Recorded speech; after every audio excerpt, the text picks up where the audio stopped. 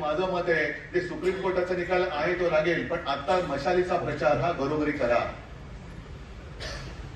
कारण अनेक ठिकाणी ग्रामीण भागामध्ये या चोर कंपनीने आपल्या शिवसेना प्रमुखांचा फोटो लावला आणि बाळासाहेबांचं धनुष्यबाण. काही जणांनी मला सांगितलं, उद्धवजी हम तो आपको वोट देना चाहते थे. मराठी लोकांनी सांगितलं, लेकिन हमने गलती से ओआयएनआर को दे दिया. हे थोडं आहे, गोंधळाची परिस्थिती आहे. एक तर मशाल आपण स्वतः एक चित्र केले, ते निवडणूक आयोगाकडे दिले आणि त्यांना विनंती केली की जसं पूर्वी आम्ही धनुष्यबाण जे चिन्ह आहे त्याचं चित्र आम्ही तुम्हाला करून दिलं होतं आणि तुम्ही आम्हाला ते मान्य करून दिलं होतं, तसं आमच्या मशालीचं चित्र सुद्धा तुम्ही आम्हाला मान्य करून द्या. आणि मशालीशी साधर्म्य असणाऱ्या, मग चिमणी असेल आणखीन काही असेल, त्या निशाण्या तुम्ही मतपत्रिकेवरती ठेवू नका, ही विनंती आपण त्याने केलेली. बघू काय होईल, त्याचा पण निकाल 60-65 वर्षात लागेल.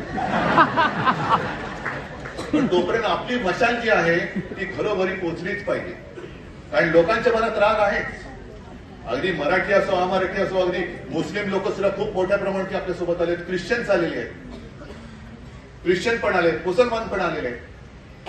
आणि मी तर जाहीर सभेत, अगदी मला वाटतं चिता कॅम्पची सभा होती, बरोबर ना, त्या सभेमध्ये अभी मुझे क्या पता सामने सब बैठे, हिंदी में क्या भाषण.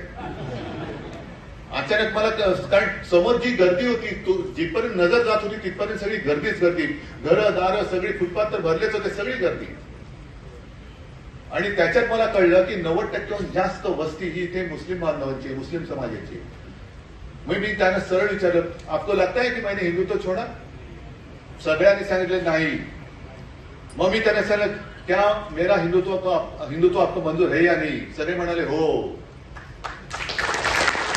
असं कारण आपलं हिंदुत्व हे वेगळं आहे आणि यांचं हिंदुत्व हे वेगळं आहे. हे हिंदुत्व करतात पाहिजे, नुसतं तोडा फोडा आणि राज्य करा असं नाहीये. त्याच्याबद्दल पुढच्या जाहीर सभांमध्ये मी बोलेन. पण हे आग लावण्याचे धंदे हे करतील. आपल्यातले सुद्धा काही लोकांना आज सुद्धा फोन येत असतील, काही जण हा गेला तो गेला. जायचं तर उघड जा, पण आत राहून दगाबाजी करू नका.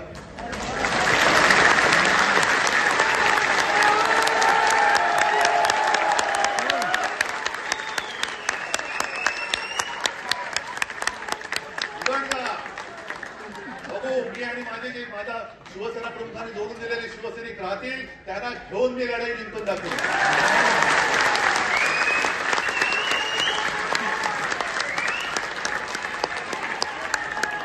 पैसे मिळत आहेत म्हणून तुम्ही आपल्या आईशी गद्दारी करू नका. नगरसेवक, माजी नगरसेवक जात आहेत, जा आत्ताच जा, यांना जायचं त्यांना. बघू ना, अरे मी काही या तडफेने उतरवलं, एक तर तुम्ही राहिला तर मी राहीन, या याने मी बोलू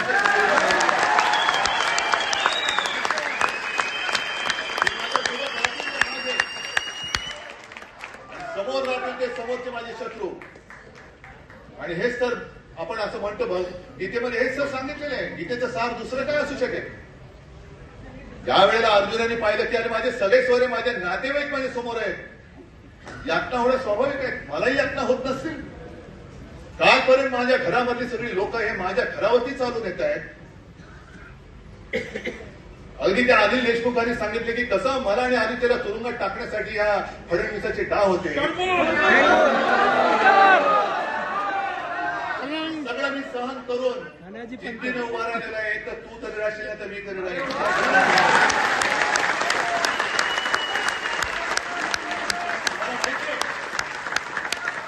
अजूनही माझ्याकडे अधिकृत पक्ष नाहीये, माझ्याकडे चिन्ह नाहीये, माझ्याकडे पैसा नाहीये, पण मी केवळ आव्हान देऊ शकतो आणि घेतो ते तुमच्या ताकदीवर, तुमच्या भरोश्यावर.